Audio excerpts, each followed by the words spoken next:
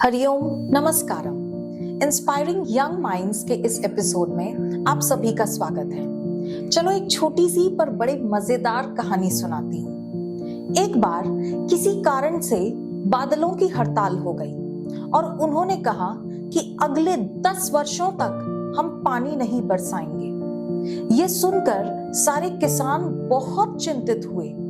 सभी बैठकर आपस में बातचीत करने लगे कि 10 वर्षों तक बारिश न होने पर क्या होगा, बारिश न होने के कारण क्या क्या नुकसान होंगे, 10 सालों के बाद हमारे गांव का नजारा कैसा होगा और 10 सालों के बाद आजीविका के लिए कौन क्या कर रहा होगा।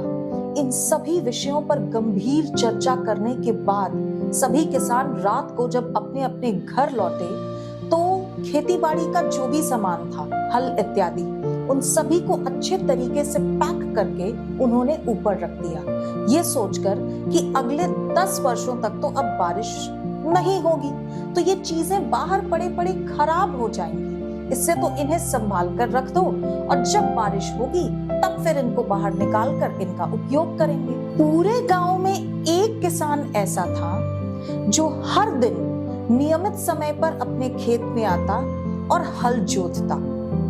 उसको देखकर गांव के बाकी लोग हंसते और कहते कि बेचारा सदमे को बर्दाश्त नहीं कर पा रहा है, इसलिए ऐसी ऊटपटांग हरकतें कर रहा है। पर उस व्यक्ति को इन सभी बातों से कोई लेना देना नहीं था। वो तो बड़ी लगन से, बड़ी तत्परता से अपने काम में मग्न था। अब एक दिन हुआ यूं कि बादल थोड़ा नीचे से गुजर रहे थे। इस किसान को खेत में काम करते हुए देखकर वो चौंके।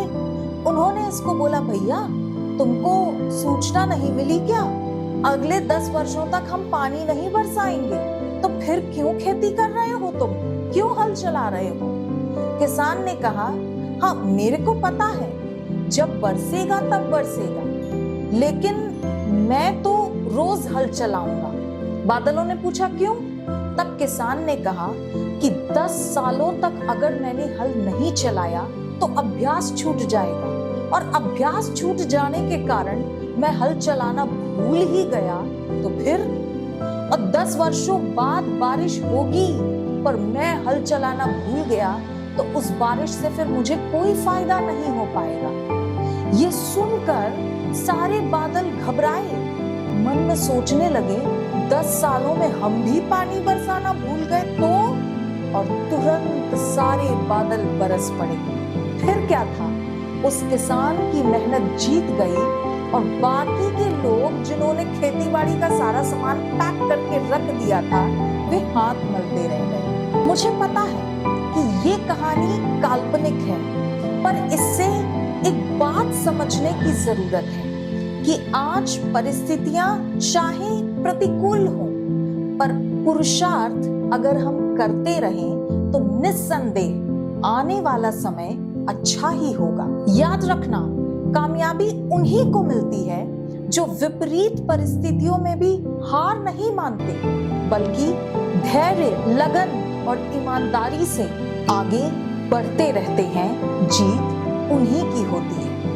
See you soon in the upcoming episodes of Inspiring Young Minds.